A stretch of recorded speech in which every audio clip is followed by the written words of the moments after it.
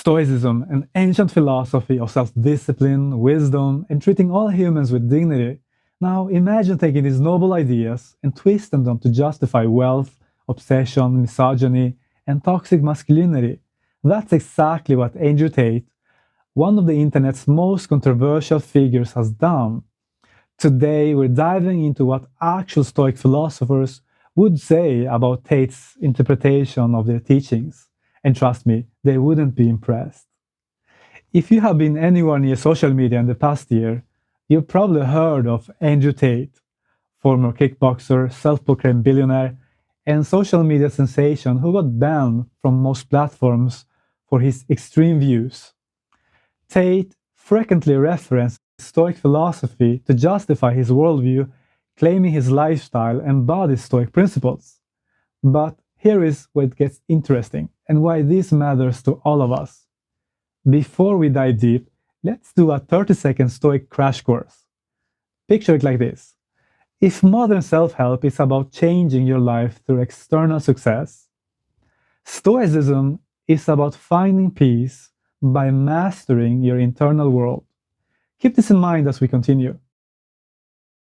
Let's break down Tate's core messages. He promotes what he calls masculine values, emphasizing making money at all costs, dominating others, especially women, showing off wealth through expensive cars and lifestyle, rejecting what he calls weakness or emotional vulnerability. He often quotes Stoic philosophers, particularly about embracing hardships, being tough, rejecting comfort, and taking control of your life. But here is where things get fascinating and concerning. Let's take a real example. When Ted says, if you truly wanted money, you wouldn't be able to sleep until you had it. Now, he's contradicting Seneca, who, despite being one of Rome's richest men, wrote, "It's not the man who has too little who is poor, but the one who hankers after more." The Stoics were something entirely different. Let's hear from the real masters.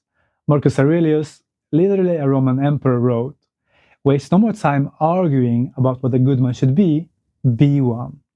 Notice, he didn't say arguing about what a rich man should be. Epictetus, born a slave, thought, wealth consists not in having great possessions, but in having few wants. And Seneca, he said, treat your inferiors as you would be treated by your betters. Not exactly dominate everyone around you, is it? True Stoicism emphasizes virtue as the highest good, not wealth or status, self-control over controlling others, wisdom through humility, treating all humans with dignity, and finding happiness in simplicity.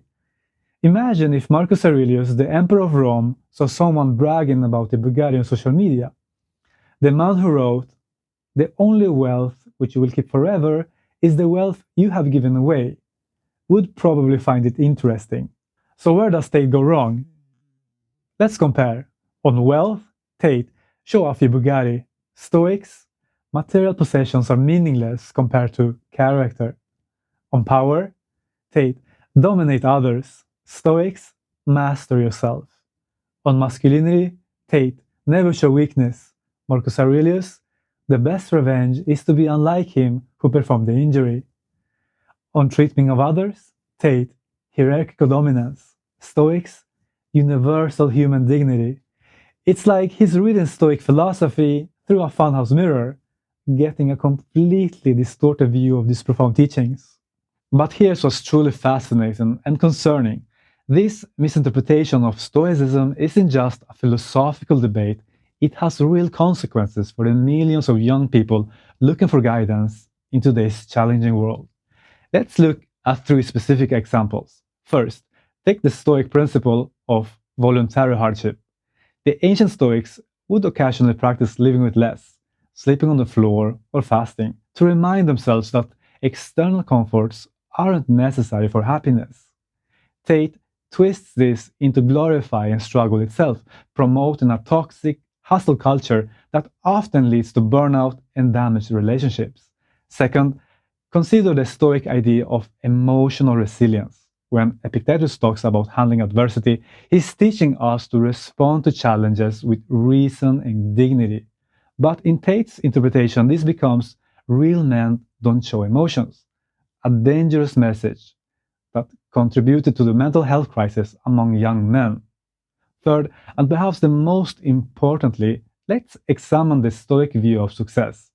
For the Stoics, true success meant living virtuously and contributing positively to your community. They would baffled. They would be baffled by the modern obsession with displaying wealth as a sign of worth. Marcus Aurelius, despite being the emperor of Rome, slept on a simple bed and lived modestly. Can you imagine him posting, "What color is your Bugatti" videos? This matters because philosophy isn't just about understanding the world, it's about living better lives. When we misinterpret these teachings, we don't just make academic mistake, we miss out on their transformative power. The Stoics offered us tools for genuine happiness, inner peace, and meaningful success, tools that are more relevant than ever in our anxiety-driven, social media-obsessed world. Here's something even more intriguing. The Stoics themselves predicted this kind of philosophical misuse. Seneca warned about people who would use the reputation of philosophy as a cover for their own moral failings. Sounds familiar? He could have been describing today's social media philosophers who cherry pick on ancient wisdom to justify their behaviors. But there's hope. More and more people are discovering authentic Stoicism and its genuine teachings about personal responsibility, ethical behavior, and true strength. As Marcus Aurelius reminded us, look well into thyself. There is a source of strength which will always spring up if you will always look. That's real power move. Not showing off wealth, but showing up as your best self every day. Why does this matter to you? Because every day we are all faced with choices about how to define success, happiness, and strength. Understanding the difference between authentic and distorted philosophy helps us make better choices. And this matters because it shows how ancient wisdom can be twisted to justify modern toxicity. Real Stoicism isn't about dominating others or showing off wealth, it's about mastering yourself and treating others with dignity. Next time you see someone using philosophy to justify harmful behavior, remember, true strength lies not in dominance over others, but in mastery of oneself. As Marcus Aurelius said, the best revenge is to be unlike him who performed the injury. What do you think? How can we better apply ancient wisdom to modern life without distorting its meaning? Share your thoughts in the comments below. If you found this philosophical analysis interesting, hit that subscribe button and join us every Sunday for Philosophy and the Headlines, where we examine today's controversies through the lens of timeless wisdom. Next week, we're tackling what Socrates would say about TikTok. Trust me, you won't want to miss it.